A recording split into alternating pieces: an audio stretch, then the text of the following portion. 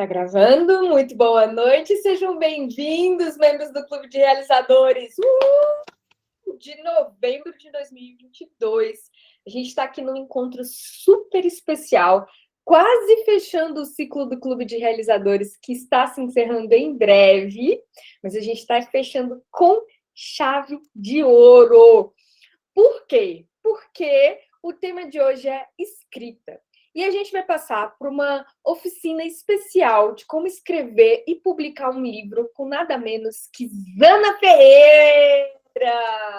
A Zana publicou o seu primeiro livro em 2018, o livro-reportagem Lantejoulas ao Vento, Auge e Decadência do Carnaval de Governador Valadares.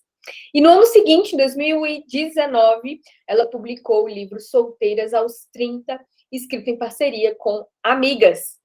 Como jornalista, ela já atuou pelas áreas da assessoria de imprensa, jornal impresso, telejornalismo, jornal online, jornalismo online, né? E atualmente ela é professora na Universidade Vale do Rio Doce, a Univale, e fundadora do site Giro Cultural. Então a gente está com peso pesado aqui para conversar com a gente sobre essa arte bonita que é escrever e que a gente tem tanta familiaridade enquanto jornalistas, né?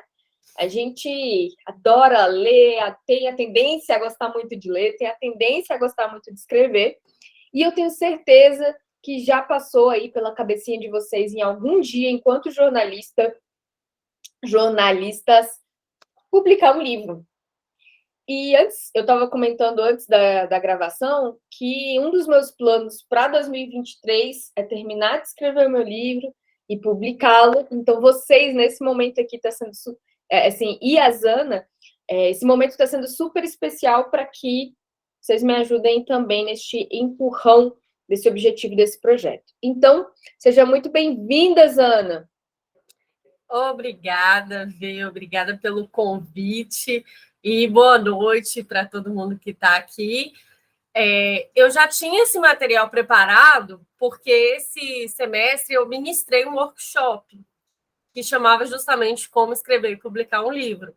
Eu dei uma reduzidinha um pouquinho, porque o workshop ele foi feito assim, claro que a gente ia conversando, foi mais solto e tal, mas ele foi feito para durar uma manhã e uma tarde inteira. Eu mantive a maior parte do material, aí eu vou passando, mas quem quiser me interromper, fazer dúvida, vocês fiquem à vontade.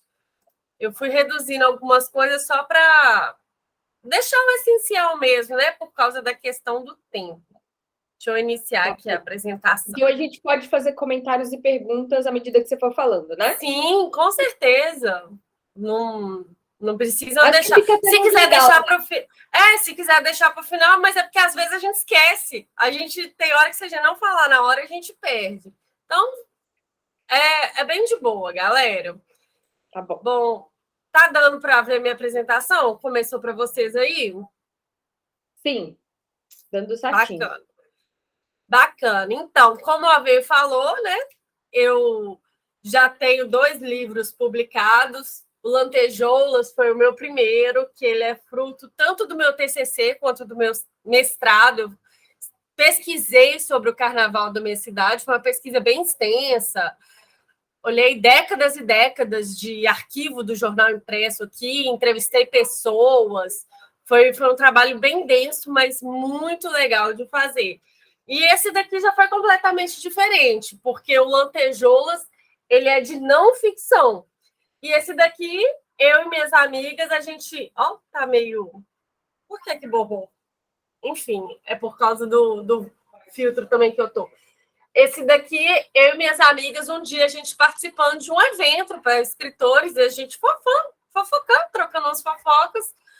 Aí uma delas falou assim, isso dá um livro. E a gente partiu, né, de experiências nossas, mas a gente não ficou restrita a coisas nossas, a gente foi criando. E as 2 experiências foram completamente diferentes, uma de não ficção, outra de ficção. Uma eu fiz sozinha, outra eu fiz com 2 amigas. E foram processos muito gostosos. E aí eu vou passar para vocês assim, um pouco dessa experiência que eu tive escrevendo. E é o que eu falei, eu estou baseando a minha experiência, o que eu souber responder, mas eu também converso muito com outros escritores aqui da cidade. Eu espero ajudar tanto a ver que já está aí com esse projeto engatilhado, mas como todo mundo aí que eu imagino que em algum momento todo mundo fala assim, isso dá um livro. Então, vamos lá.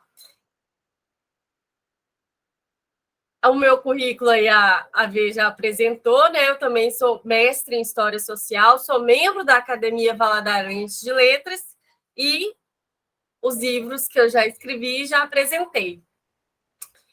E aí, quando eu preparei esse material, a primeira coisa que eu falo é por que escrever um livro? Isso não é tão importante você ter já a resposta já certinha, bonitinha, quando você for começar, mas é uma pergunta muito importante que você se faça ao longo do processo, porque ela pode influenciar decisões que você vai ter que tomar lá na frente. Saber qual é o objetivo que está dentro do seu coração vai facilitar muito essas escolhas no futuro. E escrever pode ser para realizar um sonho, pode ser uma forma de um hobby. Durante o seu tempo, você começa a escrever porque aquilo está te divertindo. Pode ser um desafio que alguém te propôs e você topa e fala, não, vou aceitar isso aqui, né? A vontade de tentar algo novo. Pode ser para divulgar um trabalho ou pesquisa, que foi o meu caso no primeiro livro. Construir autoridade, que é uma coisa que se fala muito, né, em termos atualmente de marketing digital, marketing de conteúdo, as pessoas que querem construir autoridade, em algum momento, muitas vezes elas lançam o livro. E também pode ser para registrar a própria carreira ou de outros. Imagina ver quantos projetos ela já viu nascer e ela tem uma experiência gigante nisso, e eu não conheço cada uma de vocês, mas certamente ao longo da carreira da gente tem muitas coisas que dariam um livro, ou a gente pode registrar de outros, né? Trabalhar como se fosse como um biógrafo mesmo, porque a gente já tem essa capacidade, essa habilidade treinada para escrever. E por que isso importa, né? Decidir chegar a essa resposta do porquê que você quer escrever esse livro. Eu cortei aqui um dos slides que vinha depois. Justamente por causa dessas questões que eu falei que vão influenciar nas escolhas que você vai ter que fazer lá na frente. No dia que eu ministrei esse workshop, um dos participantes aí contou um caso que uma conhecida dele queria escrever a história da família dela e todos os parentes falaram que ia comprar, um monte de gente falou que ia comprar, e ela ficou super empolgada, ela escreveu, ela produziu, ela mandou fazer o livro todo bonitinho, e no dia do lançamento que ela queria reunir a família, não sei o quê, pouca gente foi, quase ninguém comprou, e para ela isso virou uma frustração, e ela nunca mais comentou com as pessoas que ela escreveu um livro, ela não fala com ninguém, se alguém pedir para ela falar sobre o assunto, ela não quer falar. E por quê? Porque frustrou a expectativa que ela tinha, que aquele era o momento de realização dela com a família. Se a própria família que incentivou, que falou que ia participar, depois não foi no lançamento, não comprou, não abraçou aquele momento, ela escreveu o livro justamente porque ela tinha essa intenção. Então, frustrou as expectativas dela e, na verdade, meio que virou um trauma. Talvez ela fosse uma boa escritora e pudesse continuar escrevendo, né? E, no caso, para essa pessoa específica, isso foi cortado de modo abrupto. Então, é sempre interessante que vocês questionem o que eu quero com esse projeto, que aí você vai conseguir direcionar suas forças melhor também. E aí a gente vem para o primeiro passo, que já trava muita gente, que é o que eu vou escrever, sobre o quê. E isso é tão variado, porque, na verdade, a gente pode literalmente escrever sobre qualquer coisa. E aí eu trago 2 exemplos que são muito fortes e que eles partiram de um mesmo ponto. Por exemplo, toda a saga do Hobbit e do Senhor dos Anéis, o Tolkien, ele era professor, um dia a aula terminou mais cedo, ele deu a prova, a aula terminou mais cedo, e num papel em branco ele escreveu essa frase: em um buraco no chão vivia um hobbit. E ele escreveu assim, aleatoriamente, surgiu na cabeça dele, e ele gostou tanto, ele falou assim, e quis desenvolver aquilo. Claro que ele já era um super pesquisador, filólogo, ele inventou, né, uma língua para os elfos, mas porque também já era do domínio dele. E aí o cara simplesmente revolucionou a fantasia moderna. Existe a fantasia pós-Tolkien, né? E isso nem era um gênero literário antes do Tolkien.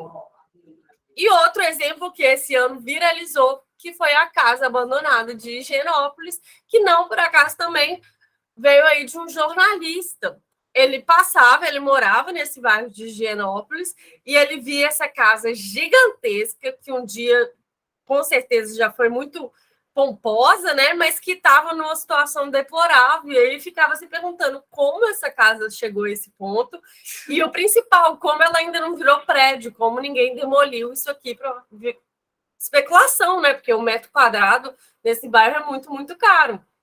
E essa casa que estava ali subutilizada, ele achava que era abandonada, depois ele descobre que não estava abandonada.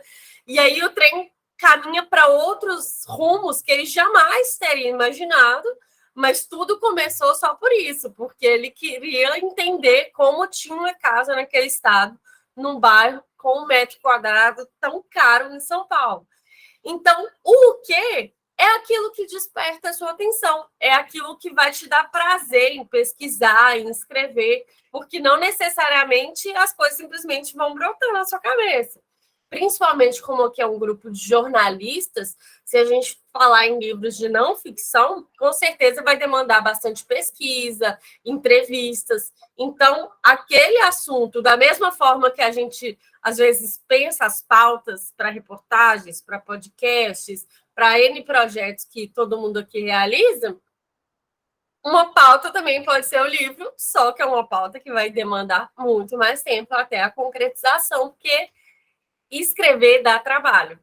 E aqui outro exemplo.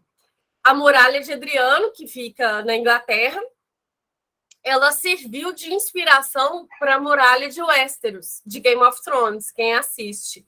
Agora, né, mais recente, teve a Casa do Dragão, que eu não assisti essa nova temporada, não sei se eles mencionam a muralha, mas um dia o George Martin estava em cima dessa muralha e ele ficou, a de Adriano, e ficou se imaginando como que os guerreiros do século, se não me engano, 15, 16, era para proteger, né, de inimigos dessa muralha.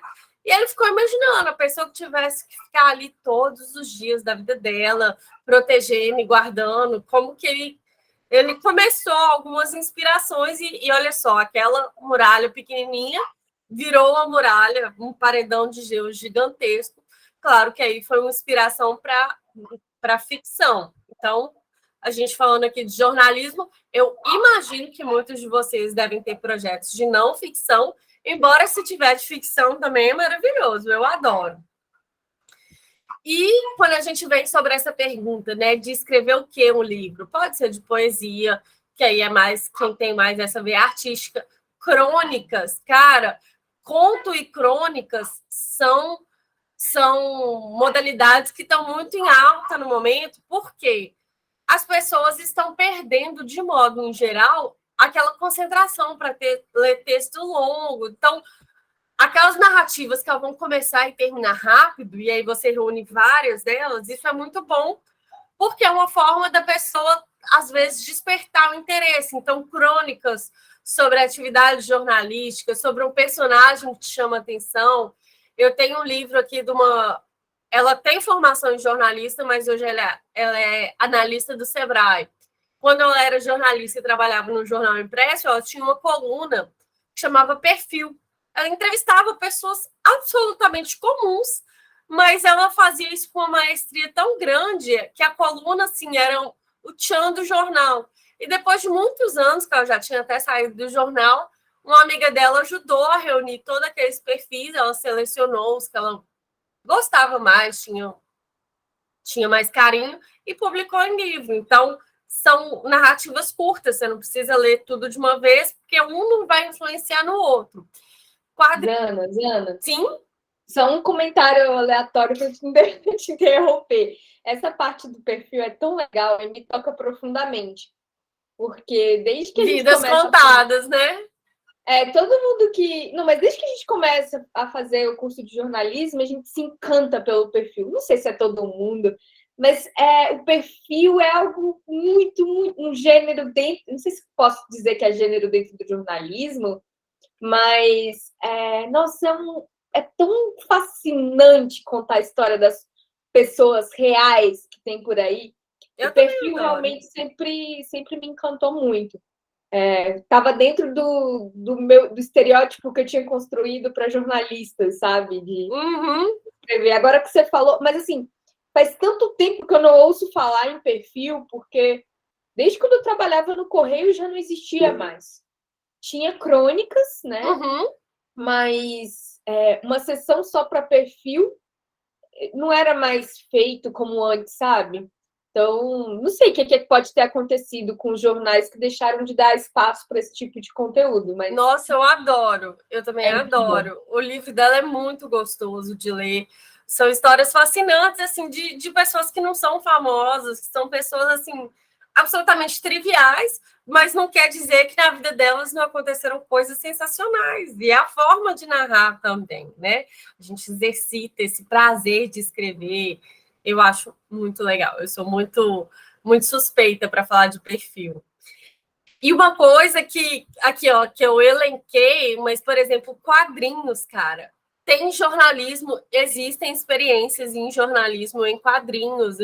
Eu assisti eu ouvi um podcast da agência pública, já é um episódio mais antigo, que falava sobre a experiência de quadrinhos, e eles davam dois exemplos, uma de uma dupla, né, de jornalista e desenhista que foi para o Vale do Jequitinhonha e foram narrar as vivas das pessoas que eles encontraram, e também uma outra experiência da dupla que foi para Cracolândia, em São Paulo. E aí, como eles não estavam filmando e tal, não estavam gravando, não precisava manter, porque no quadrinho você vai manter a essência da situação, né? Não necessariamente da fala, ipsis literis. E aí os personagens ficavam muito à vontade, eles conversavam e tal. E eu ouvi esse podcast, é da agência pública. Nossa, eu fiquei muito interessada em ler mesmo. Memórias, que pode ser tanto de alguém da sua família quanto de outras. Eu ainda tenho muita vontade, eu não fiz ainda por falta de tempo de ir até as cidades. Eu ainda quero escrever sobre os meus avós, eu tenho muita vontade de entrevistar as pessoas da minha família e escrever sobre os meus dois avós, tanto de pai quanto de mãe. E aí Nossa, vim. eu também, Zana. Eu tenho um projetinho ainda para realizar na vida, que no caso é assim. Eu não sei se entra dentro de memórias, mas a minha avó, ela entende muito de planta, sabe? Ela tem uma chácara que tem planta, que cura tudo, assim, aquelas plantas medicinais e Esse plantas conhecimento, né? e aí eu acho que eu devia registrar isso em algum lugar, ir lá, passar uma semana com ela, fotografar tal planta, saber qual é o nome que ela dá para aquela planta, para que serve, o que tem que fazer, sabe? Registrar o conhecimento dela em relação a isso. Nossa, eu acho que ia ser muito legal, independentemente se fosse para vender ou não, ou para passar, mas como para ter um legado, um registro na família do conhecimento dela, sabe? Ah, eu super acho que você deve fazer isso, aquela. E aí tem outras possibilidades no campo da ficção, por exemplo, a novela, que é como se fosse um romance mais curto, o romance, que é uma narrativa mais longa, a biografia, quando você se dedica a um personagem específico, você vai fazer todo o trabalho de pesquisa, né, da vida dela, e claro, conteúdo técnico, né, que não conheço as áreas de vocês, mas com certeza tem gente aqui da assessoria, tem gente do digital, tem gente de várias áreas que com certeza o conhecimento de vocês rende também um livro, se for do interesse de vocês. E aí eu retomo o que eu disse, escrever dá trabalho. Então, falo sobre algo que você goste. Que às vezes vai falar assim, eu vou falar sobre tal coisa porque é o tema da moda, vai vender. Tá bom, talvez venda. Mas antes disso, você vai passar muitas horas debruçado sobre esse projeto. Imagina você fazer algo que você não tem tesão, sabe? Então, Você tem que ter algum envolvimento com aquilo, até para você ter garra, ter ânimo de ir até o fim com aquele projeto. Não se baseie por métricas alheias a você, tipo, esse é o assunto da moda, eu acho que isso vai dar dinheiro. Tem uma motivação mais interna, porque senão, ao longo do caminho, pode ser que você desanime. E, teoricamente, se a gente pegar aqui a receita, é muito simples, é muito fácil. O que é o difícil é a gente passar várias horas sentada, fazendo, pesquisando, relendo, reescrevendo, bonitinho. E é isso que... Disciplina, né? Eu acho que exatamente. Essa disciplina, ela vai demandar assim, uma motivação interna, tipo, por que, que eu estou fazendo isso? Aí volta naquela pergunta do início, por que, que eu estou escrevendo sobre isso? Se você não tiver isso claro para você, você pode se perder no meio desse caminho, porque dificilmente é algo que você senta e faz num espaço de tempo muito curto. O livro normalmente é um projeto que vai levar, no mínimo, alguns meses, no mínimo, dependendo do tipo de projeto que você quer fazer. Então, tem esse envolvimento, essa motivação sua mesmo, que é o que vai garantir que você vai chegar até o final nessa jornada. E aí, a partir do momento que você já escolheu sobre o que você vai escrever, aí você pensa, tá, como que eu vou transformar essa pauta? Porque uma coisa é a gente fazer um texto mais curto, né? Algumas páginas, beleza, mas o livro é um trabalho maior. Então, como que a gente vai desenrolar esse nó aí, transformar essa história? Tem um livro do Stephen King que é muito gostoso de ler, que chama Sobre a Escrita. E aí ele fala sobre os 3 elementos que são necessários para a escrita de um livro. A narração, que é o que vai levar a história do ponto A ao ponto B e depois ao ponto Z. Por exemplo, em uma casa, em um buraco no chão, vivia um hobbit. Beleza. E aí? E aí esse hobbit gostava de ficar lá e do nada chega um grupo convidando ele para uma aventura. E aí? E aí depois ele vai para essa aventura e vai se meter em 1000 coisas até que ele consiga finalmente retornar para casa. O que vai fazer toda essa condução é a narração. Já a descrição é aquilo que vai criar uma realidade sensorial. Por exemplo, os livros do George Martin, de Game of Thrones, ele fala muito sobre comida. Já fizeram um livro só sobre as receitas de comida que o Game of Thrones, que o autor descreve nos banquetes, são banquetes, né? Antes de ir para a guerra, ou para comemorar, ou nos casamentos, ele descreve muito aquela sensação das bebidas, de tudo, não sei o quê. E à medida que você vai criando aquela narrativa que vai construir na cabeça do leitor. Por exemplo, existe algo que fala assim, se o autor não fala logo como que é o personagem, eu já imaginei na minha cabeça. Aí lá, várias páginas depois, ele fala assim, fulano tinha o cabelo preto. Ah, não, na minha cabeça ele é careca e pronto. Então, é aquilo que vai dar meio que vida real, física, né? Que você vai imaginar aquelas pessoas. E o diálogo vai dar vida aos personagens, no sentido que é por meio do diálogo que muitas vezes a gente vai conhecer as personalidades daquelas pessoas que estão envolvidas. E aí o Stephen King fala, a descrição começa na imaginação do escritor, mas ela deve terminar na do leitor. Ou seja, todos esses elementos aqui, a narração, a descrição e o diálogo, o objetivo é porque, vamos imaginar, você já fez uma puta pesquisa, você sabe tudo daqueles personagens, da vida daquela pessoa, o que ela fez, não sei o quê. Na sua cabeça está muito claro. O que vai fazer com que esteja claro na cabeça das pessoas que vão te ler é a forma como você vai escrever. Então, mesclar a narração com a descrição, o diálogo, é isso que vai dando todo aquele mundo que está dentro da sua cabeça, vai transpassar para a cabeça do leitor também. E aí, existem tipos de escritores. Um é o arquiteto e outro é o jardineiro. Quem deu essa tipologia, por assim dizer, foi o George Martin, de Game of Thrones. E ele diz que ele é um jardineiro. Ele joga sementes e aí, de repente, a história vai brotando e vai crescendo e vai aumentando E assim, ele não controla a história. Ele, tipo, joga a semente inicial, mas depois a história vai ganhando vida própria. E o mais difícil de ser um escritor jardineiro é porque em algum momento, talvez ela cresça demais, você vai ter que voltar podando alguma coisa, vai ter um retrabalho, mas faz parte do processo criativo, principalmente para quem é da área da ficção, faz mais sentido. Quem é da área da não ficção, talvez o arquiteto vai fazer mais. Que o arquiteto, ele vai planejar toda a história. Ele vai saber o que ele quer contar, como ele vai começar e como ele vai terminar, e depois ele vai pensando o meio dessa história, como que ele vai intercalar. Eu estou no ponto A e eu quero chegar no ponto Z. Como eu vou fazer isso?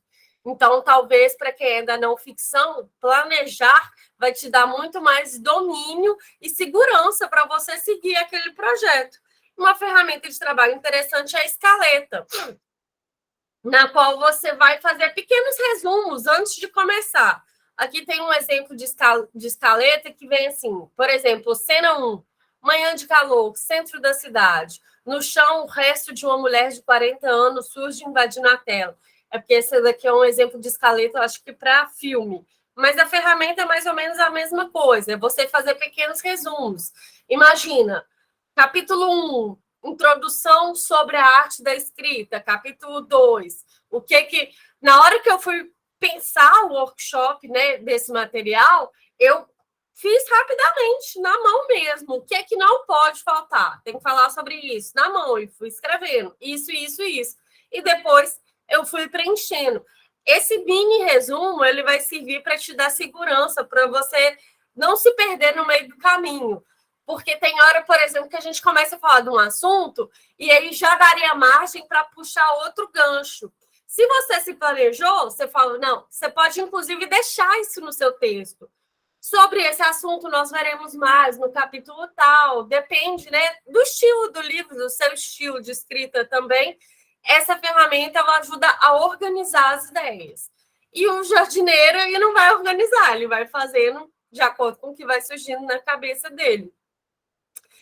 O que pode ajudar muito também é a jornada do herói, e ela não serve só para ficção, é algo que vem sendo usado assim muito pelo marketing, principalmente na hora de apresentar, às vezes, as pessoas, os empreendedores, por exemplo, para o público deles, e vai colocando traços, né? A jornada do herói é um estudo feito pelo Joseph Campbell, que inclusive já deu nome a uma das turmas do Realize, não foi, Verônica? Eu acho que ele já foi um dos homenageados. Foi sim. A primeira turma se chamou Campbell. Massa demais. E ele fez um estudo pegando várias histórias e viu que elas tinham um núcleo comum.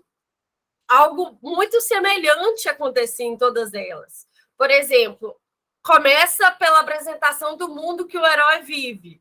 Pensa o Harry Potter. O Harry Potter vivia com os tios e morava debaixo da escada. Então, logo em seguida, ele recebe um chamado à aventura. Chega a carta de Hogwarts. A primeira reação é a recusa ao chamado. Por exemplo, os tios dele não queriam deixar ele ir. Aí vem um encontro com o mentor que dá um empurrãozinho. No caso, lá foi um mensageiro, que foi o Hagrid, que vai lá, até fala assim, não, esse menino vai para Hogwarts, sim, ele é um bruxo, filho de grandes bruxos, aí vai para a escola. E aí ele vai em direção ao desafio, passa por provas de aliados, inimigos. Em geral, ele se recolhe numa caverna secreta. Claro que se ele já chegasse e resolvesse tudo de uma vez, a história não tem graça, né? Sempre tem aquele momento que o herói dá um tropeço, que ele duvida de si mesmo, vem essa provação, né? Tá aqui o número 8, e aí ele persiste e depois vem a recompensa. Quando as coisas acalmam, é hora de voltar para casa. Nesse momento, costuma ter uma batalha final e, por fim, a grande coroação, o fim da história. Tem que seguir tudo isso? Não, mas esse é um modelo que funciona, porque em histórias vocês vão ver que elas seguem esse modelo parecido. E, às vezes, é interessante conhecer até para subverter. Se alguém, né, quer fazer não ficção, quer fazer ficção e e tentar novos desafios e tal, você pode tentar subverter de alguma forma. Mas é sempre interessante conhecer o que já existe, o que dá certo. E aí, beleza, você já tem sua pauta, você já tem mais ou menos esquematizado o que é que você quer escrever. E aí, por onde você vai começar? Você pode começar por aquilo que você se sente mais à vontade.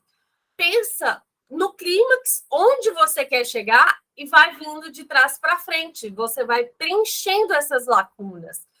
Por exemplo, quando eu fui montar esse workshop, eu comecei as coisas principais, eu escrevi no papelzinho o que era o principal, e depois, quando eu fui montando os slides, eu fui dando novas camadas, acrescentando, aprofundando os temas. Se for um livro de não ficção, é por aí. Por exemplo, não ficção, meu primeiro livro. O principal do meu problema de pesquisa, quando eu fui fazendo o TCC, eu queria saber por que o carnaval tinha acabado, porque foi um carnaval muito grandioso na década de 50, 60, e depois ele foi decaindo até acabar. O meu problema era por que esse carnaval acabou. E eu fiz toda a pesquisa tentando entender isso. Então, quando eu fui construindo a história, eu fui construindo para chegar no ápice, contando até o fim, e depois eu fui dando algumas coisas que aconteceram depois, tentativas de voltar, que não deram certo. Então, saber para onde você está indo vai te ajudar. Eu sabia onde eu queria chegar. Eu comecei o carnaval, o livro sobre esse carnaval, a minha meta era chegar no fim dele. Então, eu fui fazendo o início todo floreado, olha que carnaval bombante, olha que carnaval legal, não sei o quê. Aí vem a questão da diminuição do dinheiro que rolava na cidade, né? A atividade que financiava o carnaval teve uma decadência financeira, então o carnaval foi lentamente também caminhando para isso. E tinha altos e baixos, eu mostrava isso. Então, você já pensar onde você quer chegar vai te ajudar a ir construindo. Por isso que a pesquisa anterior também ajuda demais. Quando você já tem o domínio daquele assunto, é muito mais tranquilo, e você já fez um esqueminha inicial, é muito mais tranquilo de seguir. Os personagens são o que o Stephen King diz que é aquilo que dá vida à história, né?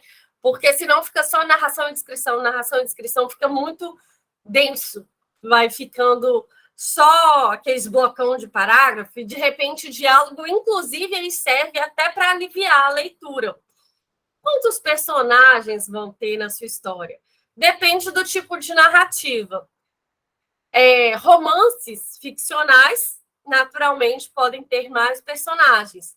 Crônicas, contos, perfis, biografias, elas vão ter os personagens que são necessários para contar aquela história específica. São menos, então depende sempre do tipo de narrativa que você quer construir.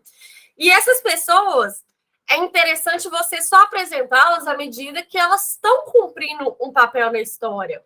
Por exemplo, na biografia do Assis Chateaubriand, o Fernando Moraes, ele começa pelo avô do Chateaubriand, porque o avô do Chateaubriand simplesmente inventou esse sobrenome para a família dele. A família dele não tinha.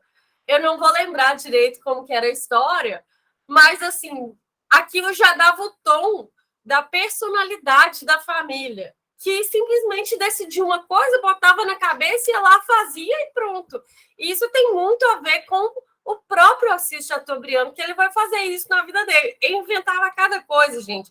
A biografia dele é um catatal desse tamanho, mas é muito gostosa de ler. Eu literalmente chorava de rir, porque o cara era muito doido. Ele era um personagem muito, muito doido. Então, assim, toda biografia você tem que começar pelos avós? Não. O Fernando Moraes começou porque ele sentiu que fazia sentido na história do Assis Chateaubriand começar pelo avô dele. Mas cada história vai pedir de uma determinada forma. E aí tem essa premissa na escrita, que é o show, don't tell. Mostre, não fale. Você não vai falar que a pessoa é rude. Fulano de tal era muito rude. O Assis Chateaubriand ele era muito grosso. Ao invés de o narrador ir lá falar o Assis Chateaubriand era muito brusco nos modos, no jeito, não sei o quê, ele coloca lá a descrição, por exemplo, de um dia na rotina da redação. O Assis Chateaubriand chegava, leu o jornal, achou uma matéria que não gostou, demitia a pessoa do nada. Só que ele vai descrevendo. Assis entrou, viu o jornal e falou: quem escreveu isso aqui? Me chama fulano. Fulano, você tá doido? Você não pode escrever isso no meu jornal, não, você tá demitido. Ou seja, muito melhor do que você já dar pronto tudo que você pensa a respeito daquela história, daquela narrativa, é você ir dando pistas no comportamento das pessoas, na forma como eles se relacionam. Isso a pessoa vai entender. Você não precisa dar mastigadinho. Você vai mostrando isso para o seu leitor aos poucos. E o diálogo aí serve, inclusive, para descrever as cenas. Imagina uma pessoa contando para outra. Não, eu fui lá na casa da fulana. Você acredita que ela falou tal coisa para mim? E eu respondi e não sei o quê. É uma possibilidade. Traz informações. Esse de traz informações eu vou falar já, que vocês vão ter o melhor exemplo de quem viu Harry Potter. Define o personagem, igual eu citei, o Assis Chateaubriand, muito melhor do que falar que ele era rude, é mostrar e demitir os outros, a torta direito. Alivia a leitura, porque não fica só aqueles blocão de parágrafo.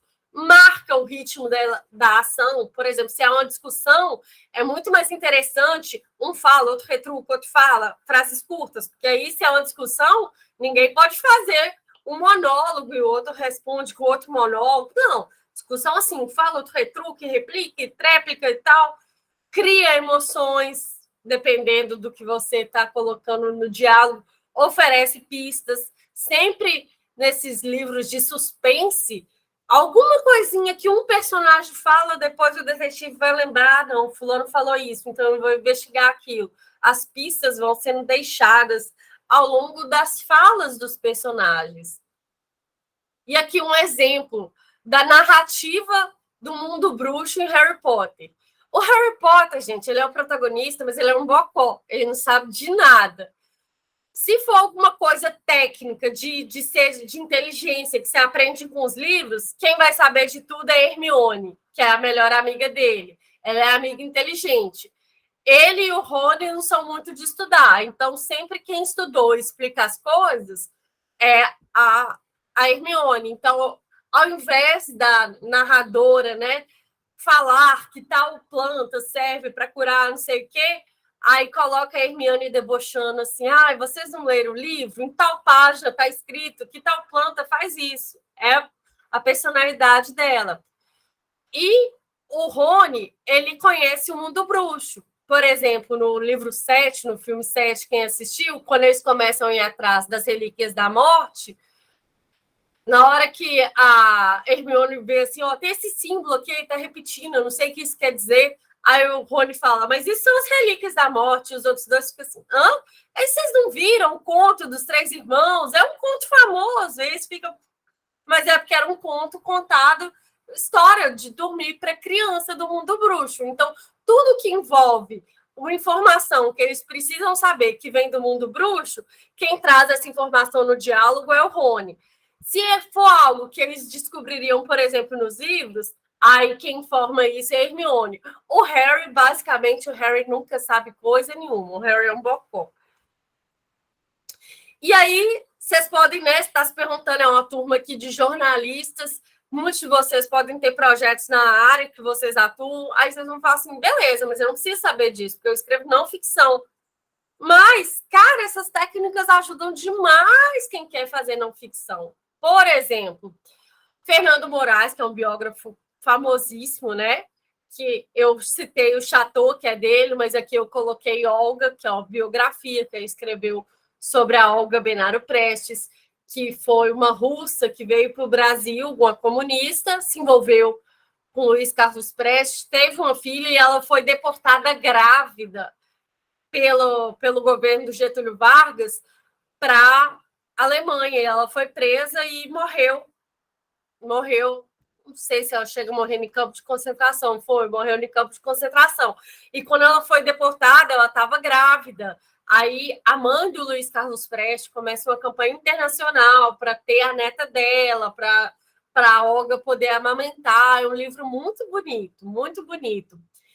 Esse daqui que é um livro de economia, Como Matar a Borboleta Azul, uma crônica da era Dilma, que a economista ela faz uma metáfora de alguma época que tentaram acabar com uma determinada praga na plantação, mas à medida que eles tomaram, não só acabou com a praga, mas acabou com o ecossistema que permitia que naquele local existissem borboletas azuis. E ela fala isso sobre as medidas econômicas que o governo Dilma teve, né, no governo da Dilma, que ela critica nesse caso. Mas, por exemplo, tem outra abordagem também econômica, tem um livro que chama Valsa Brasileira. É um livro de um economista fazendo essa metáfora sobre a economia brasileira, que tem hora que a economia brasileira vai para frente, depois anda de lado, depois vem para trás e vai seguindo esse ritmo. Olha só, é um livro de não ficção, é um livro de economia, que é baseado na metáfora da valsa. E tem esse livro aqui, cara, que é muito legal, chamou O Segredo de Luísa. É um livro de administração. O autor, ele faz esse livro para ensinar como que você abre uma empresa. E aí, ele cria todo o personagem da Luísa. A Luísa, que tem uma família do interior, e ela está estudando na capital, ela está estudando para ser dentista, só que aí um dia, ela nas férias, ela volta para Ponte Nova, para a cidade dela, e ela come a goiabada cascão que a tia dela faz, e ela pensa, cara, eu poderia vender essa goiabada, e isso daria muito certo. Só que a família dela estava investindo nela, né, no curso que ela estava fazendo de odontologia. Então, ele faz o livro contando a saga da Luísa. Enquanto ela estuda para odontologia, ela começa a buscar conhecimento, o que ela tem que fazer para abrir a empresa. Ele não chega e fala assim, para abrir a empresa, você tem que fazer isso, isso, isso, isso. Ele mostra a Luísa, desde os primeiros passos. Nossa, o que é que eu tenho que fazer? Vou procurar alguém que já teve uma empresa para me contar. Aí vem o diálogo. Olha, é interessante que você faça assim, assim, assado, uma pesquisa de mercado. Aí mostra a Luísa visitando comércios de bairro, ela leva goiabada. Fantástico, fantástico. Cara, o livro é sensacional. Você lê como se não fosse um livro técnico. E é um livro ensinando como montar uma empresa. E ele é todo feito como se fosse um romance também. Então, todas essas técnicas, elas podem ajudar e muito. No dia que eu ministrei esse workshop, um dos caras que estava fazendo era um professor de matemática. Ele queria escrever um livro sobre descalculia, que não sei se é uma síndrome, mas assim, é uma característica que algumas pessoas têm que elas não conseguem calcular. É genético. A pessoa não tem muito o que fazer. Claro, depois que já identifica, tem abordagens lá, beleza. Mas não é que a pessoa é burra, é que ela tem um transtorno, um trem que atrapalha. Aí, na hora que eu mencionei isso, ele já começou a imaginar um personagem na cabeça dele. Ele falou assim, nossa, vou mudar o livro inteiro. Que eu vou criar um personagem, vou mostrar que ele tem várias habilidades, mas na hora que ele sentava na aula de matemática, ele achava que ele era burro. E aí, a partir disso, que ele ia, então, falar sobre a descalculia. Então, assim, todas essas técnicas ajudam demais, mesmo se você for escrever não ficção. Uma das pessoas também que fez o workshop comigo é uma assessora de imprensa foda aqui de Valadares. Ela tem uma agência há não sei quantos mil anos, ela já deve ter mais de 10 anos que ela tem a agência dela, atende clientes grandes, já atendeu prefeitura, não sei o quê, e ela quer fazer um livro sobre gerenciamento de crise. Eu falei assim, imagina, você pode pegar, por exemplo, os seus vários exemplos que você tem na sua vida, às vezes os clientes, obviamente, não vão querer ser identificados, então você transforma várias dessas histórias num personagem fictício. Esse personagem vai passar por uma determinada coisa que vai dar um problema, e aí vai vir a assessora, que vai ser baseada nas experiências dela, e vai ajudar a contornar, e aí, por meio das ações da assessora no livro, você vai mostrar o que é feito para contornar a crise. Um assessor de imprensa, como que contorna uma crise. Ela falou assim, nossa, fantástico. Então, são possibilidades de você puxar e trazer essas técnicas que são literárias, mas que vão ajudar demais no seu livro, porque vai deixar a leitura fluida. E, inclusive, para você escrever. É muito mais gostoso você escrever com uma historinha. Você imagina a história desenrolando e você vai contando. Né? Fica, inclusive, mais fácil também. E aí, o Sérgio Vilas-Boas, que é um teórico, né, da área da comunicação, ele estuda muito sobre perfil, sobre biografia, ele vai falando a construção, quais são as técnicas literárias que ajudam na não ficção. A construção cena a cena, por exemplo, assiste a Chateaubriand chegando no jornal, vê algo que ele não gosta, manda chamar o repórter, fala, você está demitido, você está mostrando passo a passo daquela cena. Os diálogos, né? Imagina a briga, um fala, outro responde, não sei o quê. A alternância do foco narrativo, como eu dei aqui a possibilidade dessa assessora de imprensa, alternar entre o foco da assessora e entre o foco do cliente que está passando por uma crise na empresa dele. E a reconstituição minuciosa, que é quando você vai contando tudo ceninha por ceninha. O Fernando Moraes, ele já deu um exemplo que ele descreve minuciosamente os últimos momentos da Carmen Miranda na biografia que ele fez dela. Que ela estava com não sei quem e tomou não sei quantas taças de vinho. Depois ela despediu e falou não sei o quê, e subiu as escadas, e foi deitar e acordou, e não acordou mais. Deitou e morreu, não sei o quê. Aí alguém perguntou, e como que você sabe disso? Ele falou assim, porque eu entrevistei as duas pessoas que estavam com ela momentos antes dela fazer isso e morrer. Então, ele foi colocando tudo. A taça de vinho, o que ela falou, como ela riu, não sei o quê, e colocou na mesa e falou não sei o quê, subiu a escada, deitou e morreu. Então, tudo isso, dependendo do projeto que você estiver, né, escrevendo, pode te ajudar bastante. E como saber se a sua escrita, né, tá fluindo, tá indo bem? Esse é o papel do leitor crítico, que é alguém que gosta de ler, necessariamente tem que ser alguém que gosta de ler, que goste do gênero que você escreve, e essa pessoa tem que ser da sua confiança. Você vai confiar que os feedbacks que ela está te dando são para melhorar aquela escrita, aquele produto. Porque se você pega uma pessoa aleatória, você fica assim, será que ele está falando isso mesmo? Será que é inveja? Será que ele vai roubar a minha ideia? Eu não sei o quê. Ou às vezes, quando é um amigo, tem medo de falar, né? Que não tá tão bom e tal. Aí tem que ser aquele amigo que você já sabe que ele vai te falar a verdade mesmo. Você fala assim, olha, eu preciso que você me fale a verdade, porque é para eu melhorar. Você gostou? Você não gostou? O que você achou estranho? Você não entendeu alguma frase? Isso tudo, a pessoa tem que te dar o feedback real. E existem pessoas também que fazem esse papel. É uma possibilidade de contratar um profissional. E aí, quando eu digo que é do gênero, imagina, você está escrevendo todo um livro sobre assessoria de imprensa e vai lá, você entrega para o engenheiro. É seu melhor amigo, mas ele é engenheiro. Ele não vai saber as falhas. Tudo que ele lê vai pressupor que está certo. É interessante que você dê para outro amigo que seja confiável, mas que seja da área, que vai falar assim, ó, você deixou de falar tal coisa, eu acho que é importante. Ou então, isso aqui, ó, você falou desse jeito, mas e se você falasse do outro? Então, quando é uma leitura técnica, é interessante que seja alguém que está ali, já conhece aquele terreno onde você está caminhando, porque ele vai saber fazer as intervenções necessárias.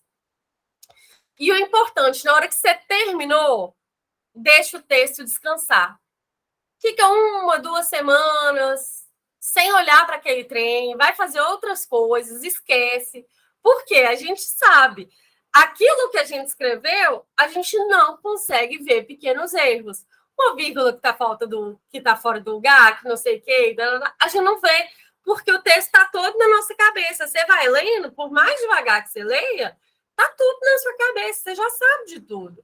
Então, você tem que esquecer um pouquinho aquele texto para a próxima vez que você ler, você já lê com mais capacidade crítica de perceber pequenas falhas.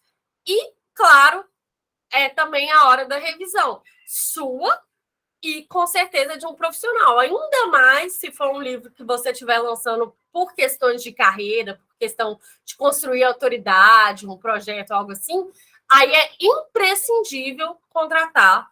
Na verdade, eu já acho que é imprescindível de qualquer forma, porque a gente nunca vai ver todos os erros dos nossos textos. Então, contratar um revisor que vai olhar essa questão não só da gramática, de erros de digitação, mas que às vezes vai ver se as frases não estão ambíguas, se não tá confuso e tal. E aí esse é o papel dele. Depois que você escreveu o livro, já revisou, já está tudo certinho. Aí vem essa segunda parte, que também dá um trabalhinho, que é como publicar.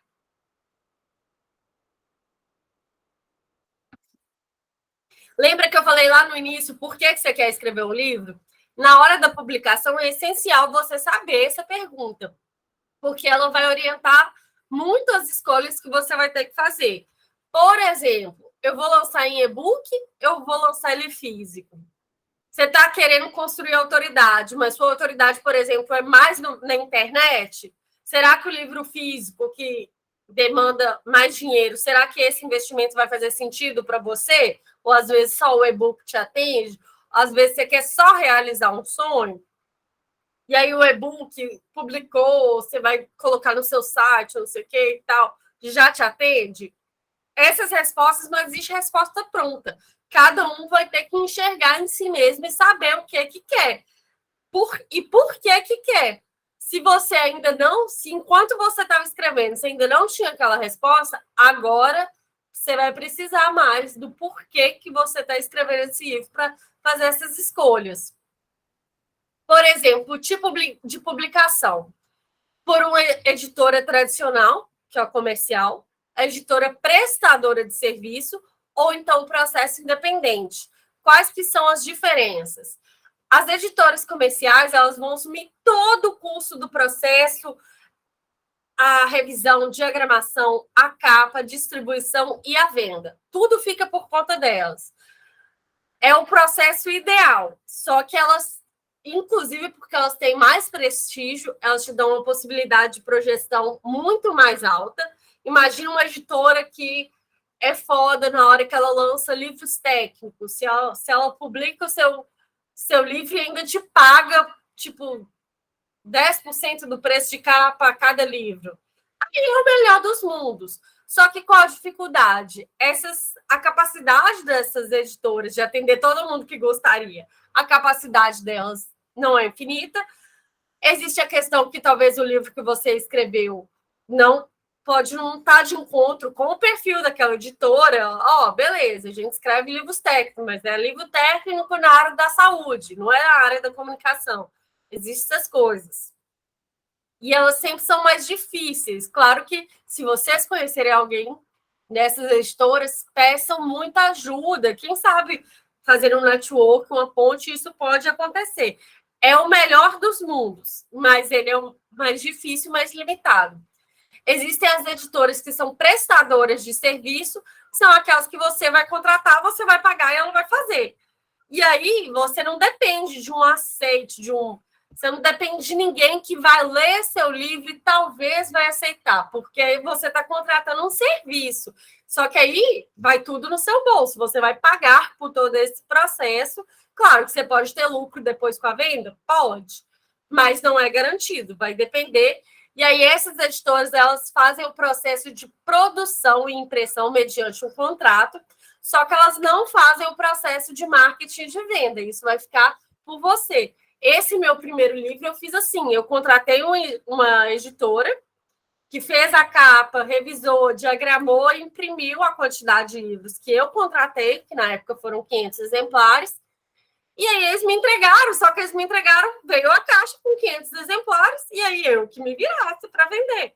Vendi tudo? Obviamente que não, claro que não. Tenho muito ainda aí. Não faço 500 exemplares de uma tacada só, vai sentindo aos poucos.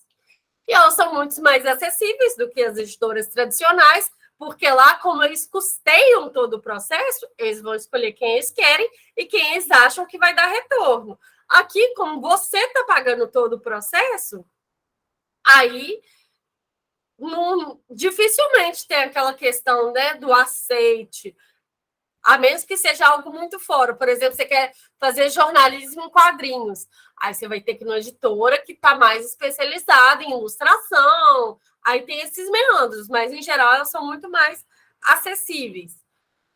E aí, o processo independente, eu e minhas amigas, nesse segundo livro, nós fizemos no processo independente. Então, nós que ficamos a cargo de procurar um revisor, que não era mesmo fazer o registro do livro, que, no caso, hoje é na Câmara Brasileira do Livro, eu cito no próximo slide, procurar um capista, uma gráfica para impressão, onde que a gente vai vender, como que a gente vai vender, a divulgação também toda por nossa conta. Assim, a diferença entre esses 3 processos é que aqui você não tem trabalho praticamente nenhum depois que o livro está escrito, é só relaxar e torcer, né, para o livro ser bem vendido e tal. Aqui, você tem o trabalho de colocar a mão no bolso e depois de vender, mas durante a confecção do produto mesmo, o livro, você não vai ter tanto trabalho, e aqui é tudo por sua conta. O processo independente, apesar de mais trabalhoso, ele sai mais barato, só que ele é mais trabalhoso. Você ir atrás de um revisor, de um capista, de um diagramador, não sei o quê. Às vezes, um mês profissional pode concentrar mais de um serviço, mas não necessariamente. A escrita independente, você controla todo o processo, mas você acaba levando, obviamente, mais tempo, porque dificilmente você está sem nada para fazer, você está dedicando só ao seu livro. Provavelmente você está dedicando ao seu livro, você tem seus filhos, seu marido, sua vida, não sei o quê, seus cachorros, seu outro emprego, não sei o quê, não sei o quê, e nesse meio desse turbulhão, você vai ter que procurar todos esses profissionais. Então, aí volta. Qual era, por que você quis aquele livro, escrever esse livro? Isso vai te ajudar a decidir quanto você está disposto a gastar ou não para fazer esse livro. Se você prefere demorar mais tempo, mas fazer um processo mais barato, que é o independente, ou se você fala, não, eu quero uma editora que eu vou pagar e ela vai fazer tudo do jeito que eu quero e tal. Essa decisão, né, essa resposta do porquê que você quer fazer seu livro vai te guiar aqui. E aí vem essa questão, precisa registrar o livro? A resposta correta é não, mas o registro protege os seus direitos intelectuais e a comercialização. Então, principalmente para quem está querendo, né, questão de profissional, de construir autoridade, de marcar sua carreira, registre, é feito pela Câmara Brasileira do Livro, pelo site, lá eles dão todas as dicas.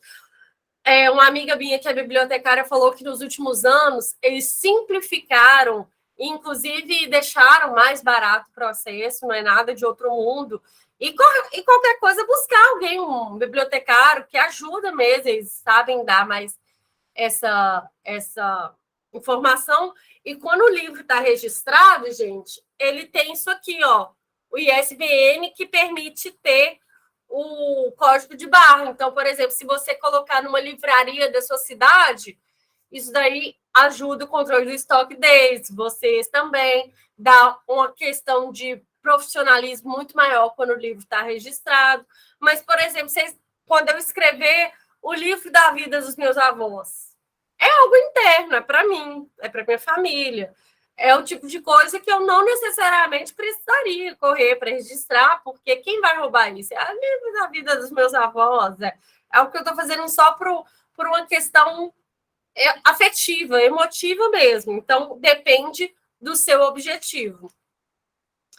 Quem tem poucos recursos também pode buscar patrocinadores ou apoiadores do projeto, pode fazer vaquinhas, inclusive virtuais. Você vai, né? Você faz uma vaquinha, por exemplo, você foi numa editora prestadora de serviço, eles te deram um orçamento, mas lembra que o orçamento não inclui a venda, não inclui o lançamento, mas você quer fazer um lançamento. Aí você orça, o que você faria no seu lançamento? Você faz. Lembra que nas vaquinhas virtuais, normalmente você dá alguns brindes dependendo do quanto a pessoa contribuiu. Tudo isso você já inclui esse valor no total que você quer arrecadar. Se tudo está dando uns 10 mil, joguei alto, você não precisa de 10 mil para publicar um livro, ninguém assuste, mas joguei alto. Você quer o livro físico, você quer fazer um lançamento, você quer convidar um monte de gente, você não tem 10 mil. Você faz uma vaquinha e você conhece gente para danar, e aí você fez os orçamentos e colocou lá, beleza, coloca lá a vaquinha. Tem modalidades que, se você não arrecadar tudo, né, mesmo assim, você fica com aquilo que arrecadou. Lembre-se que os sites das vaquinhas também cobram o percentual deles, então esse valor também tem que estar incluso naquele valor total, que é para você não precisar tirar do bolso, mas aí também você vai ter que divulgar para as pessoas a sua vaquinha. Aí é o lançamento do meu primeiro livro, Lantejoulas ao Vento. O momento do lançamento é muito legal, você vê todo mundo, recebe os aplausos, é muito legal. Se você, a menos que você tenha uma editora comercial, aquela que vai custear todo o processo, se for essa, você não preocupa nem com o lançamento. Mas se for uma editora prestadora de serviço, ou se você tiver um processo independente, você precisa se preocupar com o local, conferir a estrutura, por exemplo, tem banheiro, tem não sei o quê.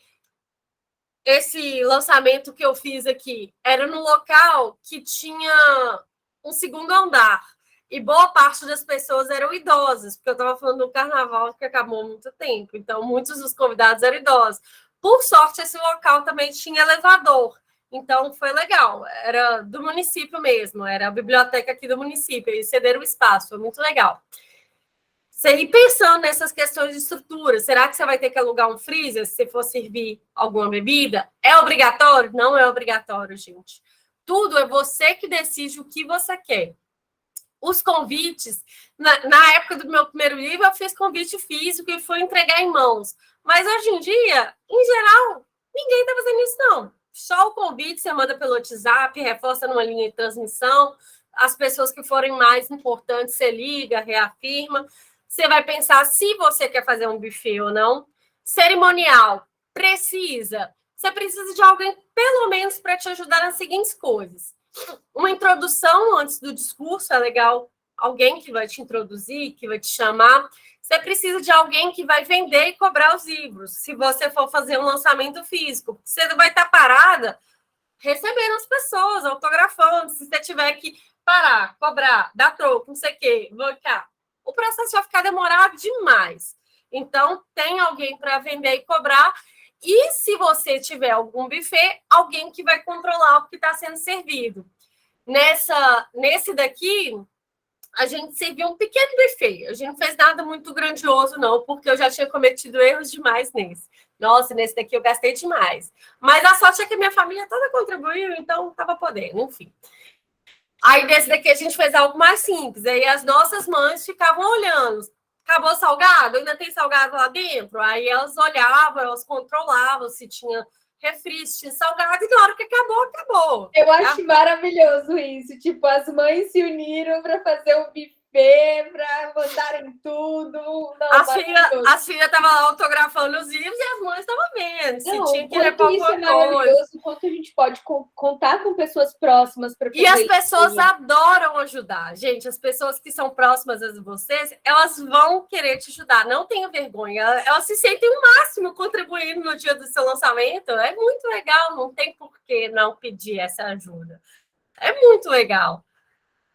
E curtir o momento, gente. Dá um trabalho do cão fazer esse processo todo. No dia, com certeza, alguma coisa vai sair fora do seu planejado. Não sofra com isso. Curta esse momento. Viva esse sonho. É muito legal. É super possível. Escrever um livro não é nada de outro mundo. Só para abrir os números aqui, né? Esse daqui eu contratei uma editora. Ficou mais ou menos uns 6 mil. Entre a confecção e a devolução e tal, eu gastei uns 6 mil reais. Mas eu fiz 500 exemplares, né? Eu fui sonsa, porque eu não tinha noção nenhuma. Tenho até hoje um monte de livro lá no barracão, lá atrás. Então, assim, eu gastei muito, porque eu também não tinha muito conhecimento. Nesse daqui, como nós fizemos em 3, já diminuiu o processo, a gente fez independente, ficou mais barato. Ficou metade. O total dele foi 3 mil reais. Nós éramos 3, ficou mais ou menos R$1.000 para cada uma. E para o lançamento a gente buscou patrocínio. Aí a gente deixou as marcas, os patrocinadores lá à vista no dia do lançamento, a gente agradeceu nominalmente, um deles ainda cedeu uma cesta, a gente fez sorteio, falou o nome do patrocinador. Então, pro buffet, a gente fez o buffet com o dinheiro que a gente conseguiu arrecadar. A gente só gastou com o livro mesmo, foi em torno de R$ 1.000. E depois esse daqui deu até um certo lucrinho e tal. Esse daqui eu não tive lucro nenhum, mas eu também nem tinha esse objetivo, ainda bem. Se eu tivesse, eu ia sofrer muito. Mas esse daqui, depois a gente tirou um dinheirinho, só que a gente foi fazendo tiragens. A gente fez uma tiragem de 100. Vendeu, assim, na primeira semana a gente vendeu, aí a gente fez mais outra tiragem de 100. Aí, depois que ela vendeu, depois de 2 meses, aí a gente fez mais uma terceira tiragem de 100. Aí já tinha diminuído a demanda, já não estava vendendo mais. Aí a gente não fez mais. E aí, com o dinheiro que a gente fazia das primeiras tiragens, a gente pagava as próximas. A gente só resolveu repartir o dinheiro depois que a gente viu que não estava vendendo mais mesmo. Então tá, então a gente arrecadou isso aqui, dividindo por 3 e pronto. Então, assim. Ana, mais uma pergunta. Por exemplo, quando você fala que você gastou 3 mil no segundo livro, foi só na primeira tiragem de 100? Na primeira tiragem, porque as próximas elas se pagavam. A gente sempre já tinha o dinheiro para pagar a próxima. E quanto você está vendendo os 2 livros? O Lantejoulas ao Vento é 25 e os Solteiros é 30. E eu faço os 2 por 50, se alguém tiver interesse. Ai, que legal, ótimo. E aí, por exemplo, abrindo números mesmo, né, para quem tem interesse. Esse daqui, só que como já faz mais tempo, hoje os números... Claro que o custo unitário ficou menor, porque eu também fiz 500, mas vocês não têm necessidade de fazer 500 exemplares. Ele ficou, acho que uns R$ 9 o custo unitário na época. Nossa, ficou muito barato o custo unitário. Porque eu fiz 500, não façam 500, a menos que vocês tenham certeza da demanda. E esse daqui, o custo já era mais caro na época. Ele já ficou uns 12 ou 13 reais e tal, custo unitário. Aí, só que mesmo sendo mais caro, o custo unitário, mas do seu bolso sai menos dinheiro, porque você está contratando menos exemplares. E lembra do frete. O frete também depende, por exemplo, do peso, né? Então, assim... Mas, assim, é um processo muito gostoso e super possível. É só você se organizar, seja ele físico, ele e-book. Não é nada de outro mundo, é só um pouco trabalhoso. Você vai gastar umas horinhas de bunda sentado na cadeira aí. Mas é muito legal.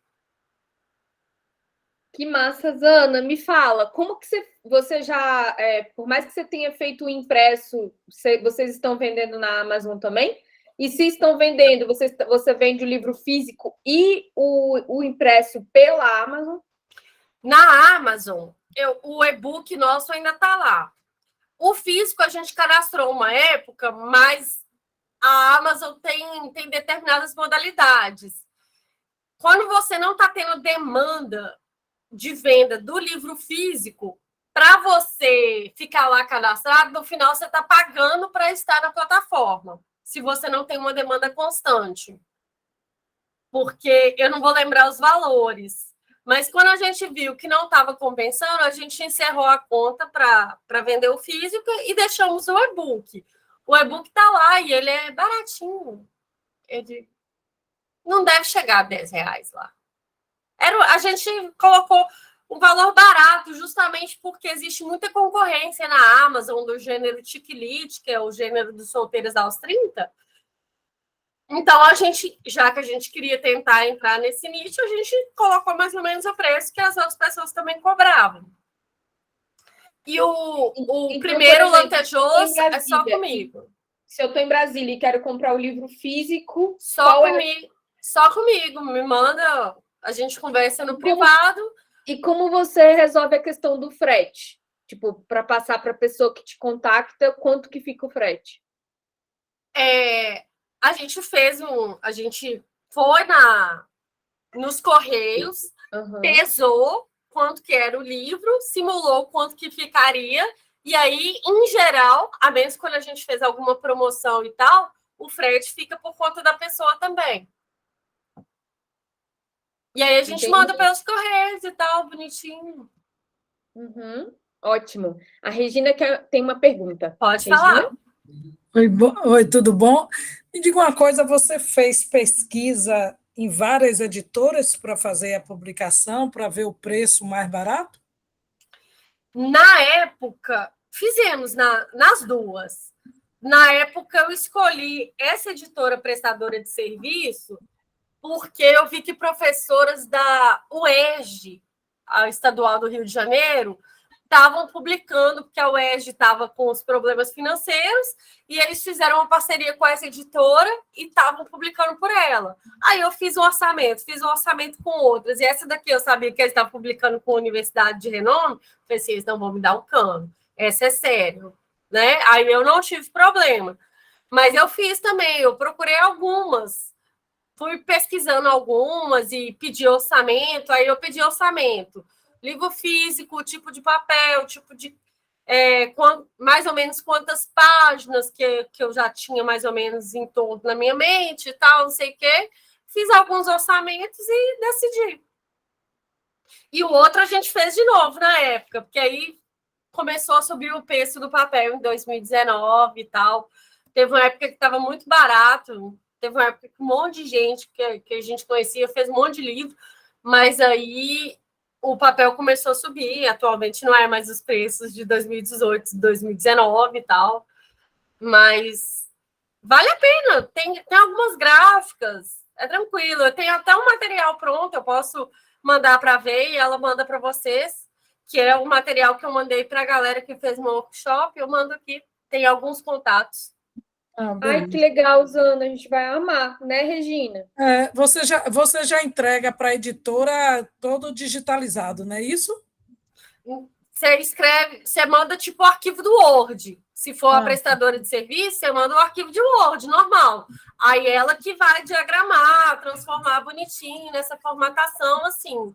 Ela que vai colocar. Aqui, no caso, o Solteiras, a gente não fez com editora, não. A gente fez independente. Aí uma outra amiga nossa, que era escritora, mas que sabia diagramar, ela que diagramou nosso livro e tal. Uma dica, gente, fazer com amiga é complicado, tá? Porque na hora que você não gosta e, nossa senhora, até a gente chegar numa capa que a gente gostou, as primeiras, a gente dava o briefing e a menina devolvia outra coisa. E era uma pessoa, assim, que era legal, mas era um pouquinho difícil de lidar. Então, talvez amigos não seja a melhor coisa, a menos que seja um amigo muito amigo, porque pode dar trabalho. Legal, obrigada. Eu tô pensando aqui, Zana, que o quanto, por exemplo, um livro de entrevistas faz todo sentido também, né? Total. Já que muitos de nós têm essa facilidade, tipo, às vezes tá difícil de eu começar falando por mim ou pelas minhas histórias. Caramba, mas você já tem uma série de entrevistas feitas. Dá uma revisada nas entrevistas, todas estão falando sobre um tema, escreve uma introdução sobre cada entrevista, faz aquele ping-pong gostoso. O livro está praticamente pronto, né? Pronto. Muito bom. Então, só fazer uma curadoria de quem são os entrevistados, decidir, por exemplo, se vai ter foto dos entrevistados, ou, por exemplo, vou colocar uma ilustração, vou convidar um cartunista que vai fazer uma caricatura de cada um dos entrevistados, aí você pode começar a brincar e tal. Cara, é muito legal, porque isso, na minha cabeça, assim, para o público de jornalistas, apesar de que o clube tem outras pessoas além de jornalistas, viu, gente? Uhum. Mas a maioria de jornalistas, e eu falo, gente, quanta entrevista a gente pode ter dentro de um projeto que já existe? Por exemplo, a Gil. A Gil que está aqui, ela tem um podcast que já entrevistou um monte de gente interessantíssima. Então, assim, decupa essas entrevistas, conversa com os entrevistados, escreve uma introdução, resolve se vai ter foto, se não vai ter, se vai ter ilustração, se não vai ter. E o que eu estou pensando também é na força da divulgação depois, porque os entrevistados vão querer vender o livro. Com certeza. Então, é uma rede, né? Eles vão divulgar para os amigos, para a família, para não sei o quê, com certeza. No meu trabalho. Então, assim, eu já começo a imaginar a rede. Eu já começo a imaginar a rede que é quando você faz um livro de entrevistas. Então, por exemplo, se Vamos imaginar que eu sou entrevistada da Giovana no livro dela. Cara, claro que eu vou falar nas minhas mídias sociais, gente, olha só, comprem, tá aqui, entrevista, divulgo. Então, não é só uma pessoa fazendo divulgação, mas uma rede forte, uma rede poderosa, que está falando sobre aquele tema e que as pessoas que seguem aquela pessoa estão, obviamente, interessadas nesse tema, e você tem muito mais força de venda, né? Total. Então, por exemplo, vamos supor que existem 10 entrevistas. Se a cada 10 entrevistadores conseguirem vender 10 livros, você já ganhou R$ 1.700 pelas minhas contas aqui. Porque, por exemplo, você gastou R$ 3.000 para fazer uma tiragem de 100. Claro que não necessariamente vai ser o custo da Gil, tá? Uhum. É só uma conta por cima. Então, você gastou 3.000 para fazer 100 cópias. E você está vendendo a R$ 30 o livro. Mas o seu custo foi de 13. Estou usando exatamente os mesmos números que você. Então, peraí, cada livro ficou a R$ 30, mas você pagou, na verdade, 1.300. Então, você pagou 1.300 para ter 100 cópias? Não. Ah, meu Deus. 100 exemplares. 100 exemplares. É isso mesmo? Essa conta tá certa? Gente, agora. Sai na 13 a unidade. Tem algum custozinho do frete que entra aí, mas tipo... É um a mais, assim. Vamos supor que ficou 1.500 o custo inicial, fora, mas lembra que se for um processo independente, porque isso 13 foi o valor da impressão. Sim. A gente não estava considerando... eu não tinha considerado o valor que a gente pagou antes. Isso, mas, por exemplo, eu acho que dá para baratear muito o processo. Sempre dá, porque muitos aqui talvez já saibam fazer uma diagramação, ou tem alguém que vai fazer um preço mais em conta. Assim, eu acho que talvez não seja o produto mais rentável do mundo quando você não tem uma comunidade forte interessada no tema. Mas é um produto que dá muita autoridade. Isso é verdade. Pode falar, Rê. Quando você fala lançar um livro de entrevista, mas um livro de entrevista só entrevistada a uma pessoa, porque depende se vai render também, né? Render na entrevista. Não estou falando só de uma pessoa, não. Estou falando de várias. Tá certo. Beleza. Então, por exemplo, que eu gosto de dar o exemplo da Giovana, que está aqui com a gente. Ela tem um podcast em que ela entrevistou pessoas muito fodas sobre afrocentricidade. Sobre afrocentricidade nas escolas, por exemplo. É um tema bem específico e todas as entrevistas estão rodeadas ali dentro desse tema. Então, ela pode escrever um livro desse tema, onde ela escreve, né, decupa essas entrevistas e tem o livro pronto. É claro que não é só copiar e colar. É claro que ela pode comentar as entrevistas. É claro que ela pode escrever uma introdução sobre como é que foi para fazer aquela entrevista, ou as impressões dela da entrevista, ou os destaques da própria entrevista. Mas é um conteúdo maneiríssimo, entendeu? Eu acho, pelo menos, né? Eu acho também. Eu acho super válido. Porque aí você pode até ir mais longe. Você pode ser citado em trabalhos acadêmicos, você pode partir daí, fazer palestras sobre o que foi falado, vender o livro. Ou, por exemplo, você pode organizar o livro e não necessariamente ter que escrever o livro todo. Vamos supor, tomando aí essa questão da afrocentricidade. A Giovana faz um capítulo, que é o capítulo inicial, convida outras 9 pessoas que vão fazer capítulos sobre temas distintos, cada um na sua área, né, dentro daquilo dali, e aí vocês colocam lá a Giovana Castro, organizadora. E aí tem a questão de que essas pessoas talvez poderiam ou contribuir, né, pagar um valor pequeno para fazer parte do livro. Tem gente que faz isso a rodo. Ou então, se elas não contribuírem, o dinheiro depois da venda fica todo para você. E se elas contribuírem, ver como que vai repartir e tal. Tipo assim, às vezes a pessoa contribuiu com valor e aí ela ganha X exemplares quando o livro for impresso. E aí o que ela vender fica para ela. São possibilidades. Sim, dá para fazer de muitos jeitos, Muitos. Né? Muito legal. Eu acho que, por exemplo, uma coisa que ia ser legal, assim, eu já pensei em umas coisas muito malucas antes, por exemplo, porque eu acho que as pessoas têm muita dificuldade de começar o projeto. É o lance do realizar, do começar, de terminar. E muita gente quer escrever um livro, mas enrola muito. E eu sou uma dessas pessoas, não estou fugindo da raia, não. Aí eu falei, cara, eu pensei numa coisa maluca. Imagina se rolasse um grupo que cada um colocasse, colocar um valor qualquer aqui, né? R$1.000. Vamos colocar cada participante R$1.000 na mesa. Aí a gente fala, olha, até tal dia, todo mundo tem que entregar o capítulo 1. Quem entregar o capítulo 1 até tal dia, recebe R$100 de volta. Ah, que legal! E não, quem não entregar, sai do grupo, perdeu R$1.000. Entende? Então, vamos fazer o capítulo 2. Aí o capítulo 2 vai ser até tal dia. Aí você entregou mais R$100, você recebe de volta. Os desistentes vão deixando o dinheiro. E aí, no final, a pessoa entrega, por exemplo, 10 capítulos do livro, consegue realizar isso, tem os R$1.000 de volta, que ela vai recebendo, e ainda divide com a galera o dinheiro dos desistentes. Cara, como sua cabeça funciona rápido, eu tô chocada, essa ideia é muito legal.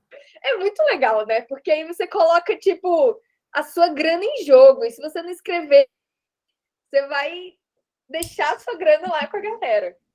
Você ia perder, então, né, Verônica? Eu não. Colocando a grana ali, eu ia ver tudo. Mas, enfim, eu tive essa ideia maluca, mas quem sabe rola um dia, né? Mas, caramba, Zana, você acabou? Porque a gente foi te interrompendo. Não, acabar eu acabei. Agora eu tô aqui livre para responder o que vocês quiserem perguntar. Você é muito maravilhosa, Zana. Eu quero te agradecer imensamente. Eu fiz muitas anotações.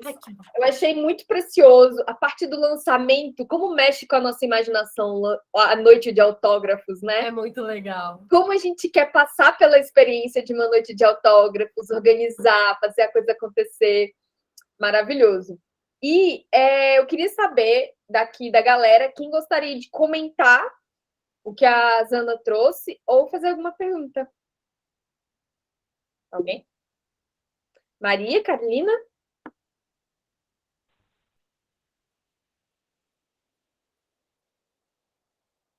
Maria? Maria? Pode falar. Obrigada, Ana, por partilhar sua experiência.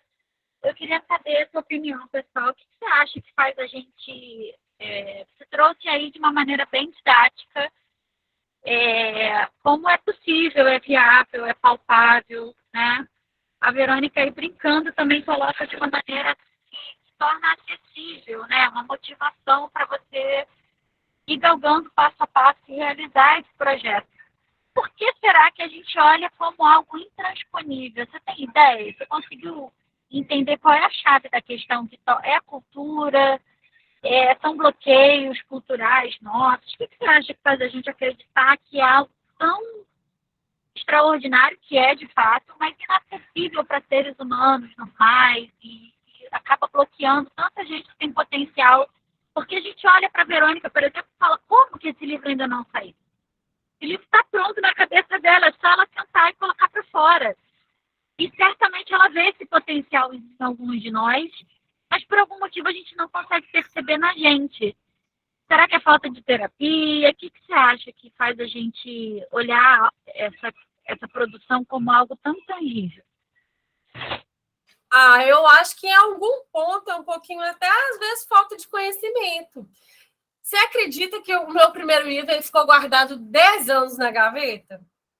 10 anos que o livro estava pronto e eu não publicava, porque eu achava que seria difícil demais, custoso demais. Esse livro começou a sair do papel na hora que um dos netos de um dos personagens que eu cito muito no livro, que era um antigo carnavalesco, e que já morreu. Aí um dos netos é empresário aqui na cidade e ele é marido de uma amiga minha. Aí ele falou assim, falou para a esposa dele, mas de quanto que ela precisa para publicar esse livro? Aí eu não fazia ideia, porque eu achava que era muito, mas eu nunca tinha parado para pesquisar. Aí depois que ele falou isso, eu falei assim, será que ele patrocina? Aí eu fui fazer uns orçamentinhos, bonitinho, porque até então eu tinha tentado primeiro, como foi fruto primeiro do meu TCC, mas no mestrado eu continuei a pesquisa e foi até bom, por um lado, ele ter ficado alguns anos na gaveta, porque no mestrado eu cheguei a algumas conclusões diferentes. Hoje eu acho que o livro está muito mais encorpado. Mas na época do meu TCC, eu estudei na Universidade Federal de Viçosa e eu fiz uma carta muito bem escrita falando por que a editora UFV deveria publicar o meu livro. Eles nem me responderam. Aí aquilo, eu acho que eu coloquei na minha cabeça, tipo assim, não, se nem a universidade onde eu estudei não quer esse livro, ninguém vai querer. Eu coloquei esse trem na minha cabeça. E aí ficou anos guardado. E eu achava que seria muito caro, que eu não saberia fazer esse processo e tal, não sei o quê. Aí só quase 10 anos depois, quando o marido da minha amiga falou assim, mas de quanto que ela precisa? Eu falei, cara, eu não sei. Aí que eu comecei a correr atrás, como que eu posso publicar? Como que não sei o que e tal. E aí eu vi que não era tão caro e tipo assim, a minha família foi me ajudando, porque, nossa, minha família adora falar que eu sou escritora. Minha filha é escritora, minha sobrinha é escritora. Minha irmã me ajudou, meu pai me ajudou, minha tia me ajudou, minha mãe me ajudou. Um monte de gente me deu literalmente dinheiro na mão para eu publicar e para eu não sei o quê. Então, assim, as pessoas que gostam de você se envolvem muito. Então, o primeiro passo, eu acho que às vezes é falta de conhecimento. E às vezes eu acho também que é aquele porquê, sabe? Quando a gente às vezes não está com o porquê resolvidinho dentro da gente, a gente vai procrastinando, a gente vai passando outro projeto na frente. Esse livro aqui, entre o dia que a gente decidiu que a gente ia escrever uma história e até o dia do lançamento, foi um ano. Ele foi super rápido. A gente estabelecia datas, tal data a gente vai sentar e vai ler os primeiros contos, porque ele é em formato de contos. Cada uma das autoras fez uma personagem e não tinha tema, não. A gente só tinha que escrever. Tal data a gente vai sentar. Só que quando a gente se reunia, vamos supor que a reunião nossa durava 3 horas. Durante 2 horas a gente só fofocava e comia e não sei o quê. Aí chegava o momento que a gente falava assim, né? Vamos ler os contos? Vamos. Aí a gente lia, opinava, e cada uma sugeria mudanças, ou se não precisava de mudança, estava ótimo e tal. Então foi um processo muito rápido, mas a gente estava assim. Eu acho que a motivação maior da gente não era nem o livro, era a diversão, porque a gente se divertia tanto nos encontros que a gente sempre queria marcar o próximo. Não, que data que a gente vai marcar? Porque para a gente era quase uma terapia em grupo. A gente exorcizava algumas coisas que a gente tinha passado. Falava assim, quando eu escrevi isso, eu vi que eu sofri tanto tempo para um assunto, mas ele nem era tão importante assim, por que eu sofri tanto? Então, a motivação era interna, a gente estava se divertindo. Então, entre o dia que a gente decidiu e o dia que a gente lançou, passou um ano mais ou menos.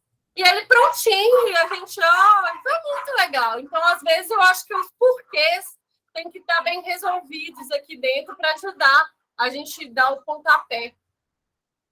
Nossa, pareceu tão delicioso isso que você contou, Foi muito que legal. eu imaginei um livro com vocês 3 como personagens que escreviam contos, e aí os contos iam sendo falados no meio dos livros. Adoro metalinguagem, adoro. Muito legal. Se a Maria me permitir, eu acho que essa pergunta que ela fez é tão interessante, né? O que nos impede de ver a publicação de livro como algo para todos nós? Eu vou dar uma viajada aqui, mas é o que eu acredito muito também, que falta um pouco de confiança na gente. Porque escrever um livro é como se a gente colocasse um pedacinho de nós para avaliação das pessoas. Então, assim, quando a gente fala assim, compra meu livro, você está falando de alguma forma, em algum nível inconsciente, do tipo, me diz o que acha sobre mim. Porque é uma avaliação assim também. Eu que fiz é uma criação e eu tenho medo do que as pessoas vão achar sobre mim. A gente tem uma dificuldade de nos desidentificarmos do que a gente cria. Parece que o que a gente cria faz parte da gente. E não, por exemplo, eu sou a Verônica e esse aqui é meu livro. E como você julga meu livro, não necessariamente é como você me julga. Meu livro não sou eu. A gente tem uma dificuldade de separar mentalmente, psiquicamente, essa coisa do até quando a minha obra sou eu. Né? E o medo da crítica, o medo do fracasso, o medo de ser julgado. E, no final das contas, o medo da morte. Por que o medo da morte? Porque o medo da morte são todos os medos. Que, por exemplo, então é inconsciente e instintivo. Eu vou escrever um livro, eu vou vender. As pessoas vão odiar, elas vão me tirar do círculo social. Eu nunca mais vou conseguir nada na minha vida. Eu não vou ter um emprego nunca mais. Eu não vou ter dinheiro para comprar comida. Eu vou morrer de fome porque eu estou fora do bando e por isso a morte é o fim. Então, o inconsciente é tão maluco e tão profundo que no final das contas ele está falando pra gente isso. Publica seu livro não, senão você vai morrer de fome, que você é ruim, porque, sabe, umas coisas que não faz parte da lógica, mas que tá aqui dentro da gente. Né? Então, antes de passar a palavra para Gil, eu vou passar a palavra para Maria para ela concluir essa questão. Maria?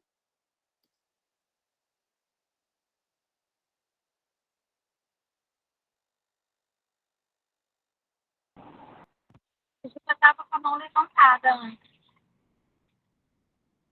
Ô, gente. Não, então, mas eu pensei que você fosse comentar disso Pode que a gente concluir, estava falando, Maria.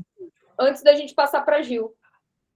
Eu queria comentar em cima do que você acabou de falar. Na verdade, não é uma conclusão da minha fala, não. É um pensamento sobre essa questão que a gente leva a obra como se fosse parte de nós. Eu me lembro de que, assim, quando eu comecei a minha carreira, quando eu entregava os meus textos, eu tinha a sensação de que alguém que editasse estava mexendo em mim, sabe? Eu tinha uma dificuldade enorme de lidar com a edição dos meus textos, né? Mesmo que para melhorar, eu tinha uma dificuldade extrema. E é interessante que, na medida em que a gente vai amadurecendo, a gente vai aprendendo. E eu lembro de fazer uma analogia de que os nossos textos eram nossos filhos. E eu sou mãe, eu falo disso sempre, porque é algo dissociável de mim. É interessante porque, na medida em que a minha filha envelhece, amadurece, cria autonomia, eu também vou criando uma relação de mais liberdade com o que eu produzo. Então, hoje eu já lido muito melhor, eu já entendo que quando eu entrego o texto, ele já não é mais meu, ele já passa a ser, assim como a minha filha, ser independente. E talvez eu, a possibilidade de livro dessa forma, não só o livro, né? Qualquer outro projeto que a gente quer entregar para o mundo, contribua para que a gente tenha um pouco menos de pressão.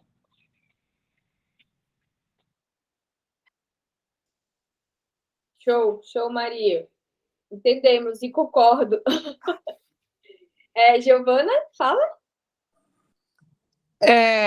Quando você falou sobre o podcast, né? Para eu fazer um livro de entrevistas com base no podcast. Aí me surgiu a dúvida que eu quero perguntar para a Ana. Já foi um acordo com essas pessoas para elas participarem do podcast, que era um negócio gratuito, né? Que eu não monetizo, não ganho nada em cima desse podcast. No caso de eu transformar isso em um livro, eu vou ter que pedir alguma autorização oficial dessas pessoas, porque aí sim eu ia comercializar, né? Acredito que sim, mas assim, provavelmente se elas concordaram em participar do seu podcast, provavelmente é porque elas também acreditam no seu projeto, né, naquilo que você desenvolve, e acredito que a maioria delas não colocarem empecilhos. Mas sempre que envolve a imagem, a presença de outra pessoa, é interessante, né? Mas, de toda forma, ainda mais se você não está colocando coisas muito a mais, você está, tipo, reproduzindo em outra mídia aquilo que já existe no podcast. Então, se fosse nesse caso, mas assim, eu acho que entraria aí um advogado para dar um pitaquinho, mas eu entendo que a pessoa já concordou. Mas até para não criar ruídos, seria interessante você explicar, falar que para divulgar seu projeto, para divulgar a causa que você apoia e tal. E aí você pediria, né, a concordância dessas pessoas. E explicar que você está fazendo um resumo do que já teve naquela entrevista. Mas acho que isso não seria, né, um grande empecilho, não. Deixa eu ver. Possível. Eu acho que, inclusive, a coisa pode ser mais simples ainda. É falar com a pessoa, assim, olha, tem uma novidade, estou escrevendo um livro sobre com vários entrevistados sobre tal tema, e uma das entrevistas que eu gostaria de colocar no livro é a sua, olha que legal, aquela que a gente fez no podcast.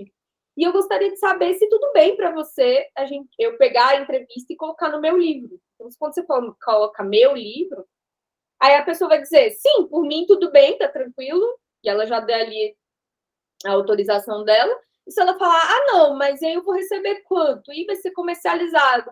Aí você fala, realmente, eu preciso de um material pro bono, apesar do livro ser comercializado.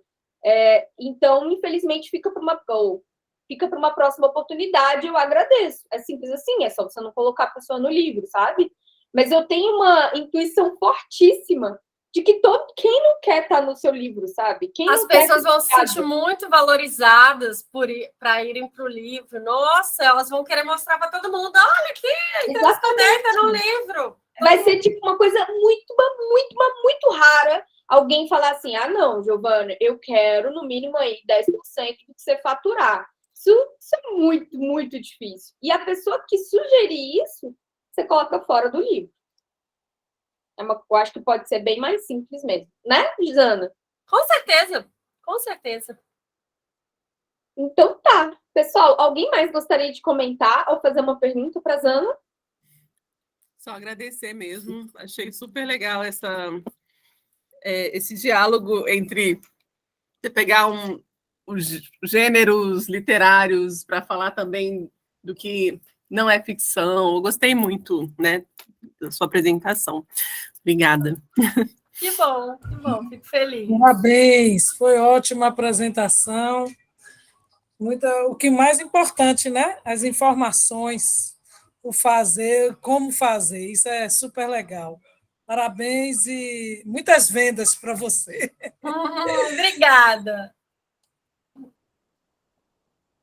Silvinha, quer falar algo? Você abriu a câmera?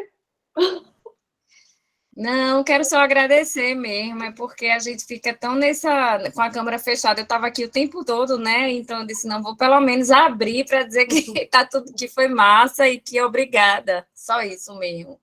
Maravilha. Fico feliz em contribuir e ajudar. Zana, muito obrigada pela sua generosidade. Você foi extremamente generosa com o nosso grupo em compartilhar o conhecimento que você não aprendeu ontem. Você está há anos fazendo, experimentando, realizando na sua vida, e isso não tem preço. Por isso que eu acho que, cara, você foi muito generosa. Muito obrigada. Você foi muito generosa também ao expor seus números. Eu achei isso fantástico, amei, escrevi tudo, deu uma ideia, uma clareada fundamental, porque... É para mostrar que não é tão difícil, porque quando a gente vê os outros, a gente já vê o produto pronto, e aí parece que é grande demais. E se você for fazendo um pedacinho, dá certo, gente, dá certo. Exato. Espero que tenha inspirado. Nossa, foi muito inspirador. Eu já estou aqui com as mãos coçando para fazer o meu livrinho e certamente vou te enviar quando ele estiver pronto. Ainda não sei se eu vou fazer digital, se vai valer a pena o impresso, pelo menos em poucas cópias, como eu te disse, eu acho que a questão da noite de autógrafos é uma coisa muito legal no Ela nosso aniversário de fazer, porque é um marco, né? Como você disse no seu slide, caraca, dá muito trabalho escrever um livro. E eu acho que a gente tem que sempre celebrar as nossas vitórias. E o lançamento, a noite de autógrafo, é uma celebração daquilo que foi conquistado. Total. E então, cara, que legal. Conhecido no Realize. E você está aqui com a gente. E você está fechando com chave de ouro essa iniciativa dos realizadores. E eu agradeço muito, muito, muito, muito mesmo. Não, eu agradeço o convite também, porque eu fico super feliz de poder passar tudo isso, porque as dúvidas várias vezes me travaram ao longo do processo. Então, sabendo que eu estou ajudando alguém a ter um processo um pouquinho mais fácil do que foi o meu, eu já acho super válido, eu fico super feliz. Ai, que linda! Obrigada, gente. Obrigada, pessoal. E todo mundo que vai assistir a gravação. E é isso. Dani, boa noite. Boa noite, gente. Parabéns, Ana Luísa. Foi sensacional. Obrigada. Um super tema. Então tá, gente, é isso. Uma boa noite para vocês. Obrigada, Zana. Boa Tchau, noite, Vê. beijo. Tchau, Boa noite, tchau, gente. Boa noite. Boa noite. Tchau, Zana. Obrigada.